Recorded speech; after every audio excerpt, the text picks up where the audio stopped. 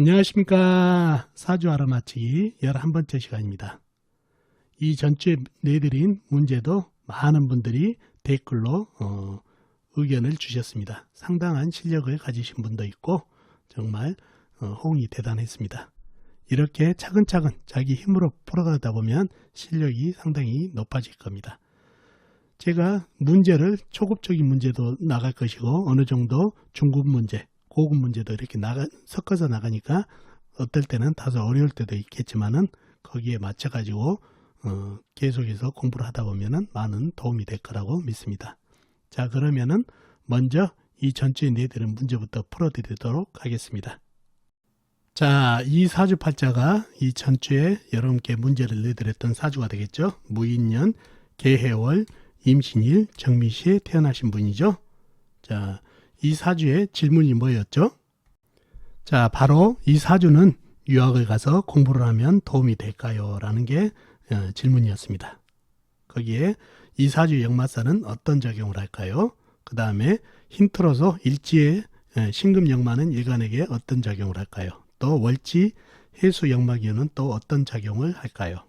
다음에 연지의 임목 역마기운 또한 어떤 작용을 할까요? 라는 힌트를 드렸습니다. 자, 그러면 이 사주가 유학 가서 공부를 하면 도움이 되는 사주인지 역마사는 어떤 작용을 하는지 여러분과 같이 사주를 풀어보면서 알아보도록 하겠습니다. 자, 그러면 이 사주가 유학에 좋은 사주인지 알아보려면 사주 형국을 파악해 봐야 되겠죠. 자, 사주의 형국을 파악하려면 오행이 어떤 오행이 세력이 강한지 어떤 오행이 세력이 약한지를 알아야 되겠죠. 그래야 사주 강약과 사주 형국을 알 수가 있다는 얘기죠. 자, 그러면 오행의 분포부터 알아보자고요. 먼저 나무를 찾아보자고요. 나무는 어디가 있나요? 연지에 임목 큰 나무가 있네요. 그죠? 그리고 다른 데는 없죠? 나와 있는 건 없고 해수 안에 간모, 그 다음에 미토 안에 을목이 함장되어 있네요. 자, 다음에 불을 찾아볼 거예요. 불은 어디가 있나요? 시간에 정화 조그마한 불이 있네요. 그죠? 그리고 다른 데는 나와 있는 거 없고 임목 지장간의 병화, 그 다음에 미토 지장간의 정화가 암장되어 있네요. 자, 다음에 흙을 찾아볼까요? 흙은 어디가 있나요? 영간에 무토 큰 흙이 있네요. 그죠? 그 다음에 시지에 미토가 작은 흙이 있네요. 그리고 다른 데는 나와 있는 거 없고 임목 지장간의 무토, 해수 지장간의 무토, 신금 지장간의 무토가 암장되어 있네요. 다음에 쇠를 찾아보자고요. 쇠는 일지에 신금 큰 쇠가 있네요. 그죠? 그리고 다른 데는 나와 있는 거 없고 지장간에도 없네요. 다음에 물기운을 찾아볼까요? 물기운은 본인이 임수 큰 물로 태어났네요. 그죠? 호수같이 큰 물. 그 다음에 월간의 해수 작은 물. 그 다음에 월지에 해수 큰 물이 있네요. 물기운이 제법 있죠? 자, 그리고 다른 데는 나와 있는 데 없고 신금 안에 임수가 암장되어 있네요. 이렇게 오행이 형성되어 있습니다. 자, 그러면 이 사주에서 가장 세력이 강한 오행이 뭘까요? 흙도 큰 흙, 작은 흙이 있고 나무는 큰 나무는 있지만은 하나, 그 다음에 불은 거의 조그마한 불밖에 없죠. 사주에 물기운이 제법 있죠. 임수, 호수같이 큰 물, 바다같이 큰 물, 해수 마찬가지로 큰 물, 바다같이 큰 물, 호수같이 큰 물, 개수 작은 물 합쳐져서 상당한 물이 되네요. 그 다음에 신금 안에 임수도 있고 금생수까지 봤기 때문에 이 사주에서 가장 강한 오행은 물기운이 되겠네요. 물기운. 그리고 가장 약한 오행은 이 불이 한 방에 꺼졌죠. 작은 불이. 가장 약한 게 불기운이 됐네요. 그래서 이 사주와 물이 강하다는 얘기죠. 물은 비겁이죠. 비견겁제. 자, 임수 물로 태어난 사람한테 물기운이 강하다는 얘기죠. 비견겁제가 많으면 내세력이죠. 내 편은 임수의 내 편은 쇠하고 물기운이 내 편이라는 얘기죠. 근데 물기운인 내 편이 상당히 세력을 가지고 있고 또 인성인 쇠까지 나한테 힘을 보태고 있으니 상당히 사주가 강해졌죠. 대신에 불은 한 방에 이 물에 한 방에 꺼져버리고 그 다음에 이 미토는 물에 흙탕물이 되기 전에 토생금으로 쇠한테 생을 해버리네요. 그러면 이 무토는 큰 흙이지만은 이 물을 다 흡수하다 보니까 절벅절벅해지고 햇빛을 못 보니까 힘이 없어지죠. 그 다음에 임목은 이 많은 물을 전부 빨아들이고 있는 소중한 용신이 되겠네요. 그래서 이 사주는 신강한 사주가 됐습니다. 신강한 사주가 물기운이 상당히 강하죠. 그래서 임목이 용신이 됐다는 얘기죠. 이 사주는 재물이 불기운이 다 꺼졌다는 얘기죠. 임목안의 병화도 상당히 젖어가지고 불기운이 약하니까 재물을 따라가면 안 되는 사주죠. 그러면 재물을 따라가지 않으면 명예라든가 학문으로 승부를 해야 되는 사주가 됐네요. 자, 그러면은 학문에 좋은 사주인지 먼저 보자고요. 자, 먼저 이 사주가 강하죠. 신강한 사주라고 그랬죠. 자, 공부를 하려면은 사주가 약한 것보다 강한 사주들이 유리하다는 얘기예요. 첫째, 강한 사주들은 욕심이 많아요. 그래서 이 욕심이 많다 보니까 학문 욕심도 있어야 공부를 또 잘할 수 있는 여건이 되기 때문에 그러한 유리함이 있고, 두 번째는 강한 사주들이 경쟁을 좋아해요. 남한테 지기 싫어하고 이러한 성적으로 지지 않으려고 더더욱 노력하는 그런 기운이 있어서 공부에 도움이 되고, 그 다음에 사주가 강하기 때문에 이 공부도 경쟁을 하게 되죠. 경쟁에서도 사주가 강하기 때문에 밀리지 않는 힘이 있다는 얘기예요. 그래서 학문에 약한 사주보다는 강한 사주가 유리하다는 얘기죠. 그래서 이 사주가 강하기 때문에 학문에 유리하고, 또 보니까 일지에 신금이 보이네요. 신금은 뭐죠? 이게 편인이죠. 인성은 바로 학문성이죠.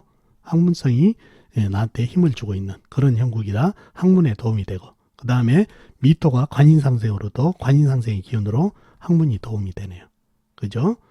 다음으로 해수가 보이네요. 월지에 해수가 임수에게 12운성으로 어떤 기운인가요? 바로 걸록입니다. 걸록. 이렇게 사주팔자에 걸록이 있게 되면은 학문성이 있고 또 사회적으로도 안정적인 자리를 가질 수 있다는 얘기죠. 근데 이게 월지에 걸록이 있게 되면 바로 이게 걸록격이 됩니다. 그러면 걸록격이 되면은 걸록의 힘이 배가 된다는 얘기예요. 더블이 된다는 얘기죠. 그래서 학문성이 더욱 발달되고 규격이 되는 그런 기운을 가져요. 이러한 학문성의 기운. 다음에 연지를 보면 임목이 있네요. 임목은 이게 뭐죠? 바로 임수에게 이게 문창기인이 됩니다. 문창기. 이 문창기인이 사주팔자에 있으면 지혜가 있고 총명함을 지니게 돼서 학문성이 좋고 문에도 발전이 있는 그런 기운이라는 얘기예요.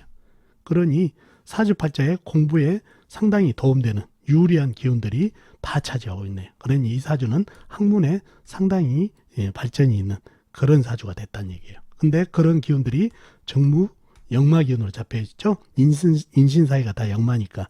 그러니까 역마를 가지고 있는 사람은 해외에 나가면 더 유리하다는 얘기죠. 그래서 이러한 역마 기운이 학문으로 잡혀 있고 해외에 나가서 공부를 하면 도움이 된다. 그래서 역마 기운이 있어가지고 해외 유학 가면 상당히 유리한 사주팔자가 됐네요. 그죠? 자, 이 사주가 역마 기운이 사주에 물이 많은 거 있죠. 다른 사주보다 사주에 물기운이 많은 역마 기운이 더블이 돼요. 더 강하다는 얘기죠. 물이라는 거는 활동성, 끊임없이 흘러가잖아요. 그렇기 때문에 활동성을 뜻한다는 얘기예요. 그래서 사주팔자에 물기운이 강하면서 역마살이 있으면 역마기운이 더 강하게 된다는 얘기예요. 그래서 이 사주는 국내보다는 해외에 나가가지고 이 학문을 펼치면 좋기 때문에 유학에 아주 좋은 사주팔자가 됐습니다. 근데 반대로 이 사주에 약간 재물을 따라가게 되면 이 역마가 학문성에는 좋지만은 어떤 재물을 따라가게 되면 상당히 굴곡을 주는 그런 역마 기운이기 때문에 좋지가 않습니다. 그래서 반드시 학문, 명예로 승부해야 될 사주라는 것도 아셔야 된다는 얘기죠. 그래서 이러한 사주에 있는 역마 기운이 학문으로 상당히 일간에게 좋은 기운을 주는 그런 사주팔자가 됐습니다. 자, 어떻습니까? 오늘 사주풀이 여러분께 도움이 되셨나요? 도움이 되셨으면 좋겠습니다. 자, 그러면은 이 전주에 문제의 사주풀이를 해드렸고 많은 사람들이 저와 비슷한 통변이 된 걸로 알고 있습니다. 상당한 실력이거든요. 자, 이렇게 사주풀이를 드리고 다음은 이번 주 문제를 드리도록 하겠습니다.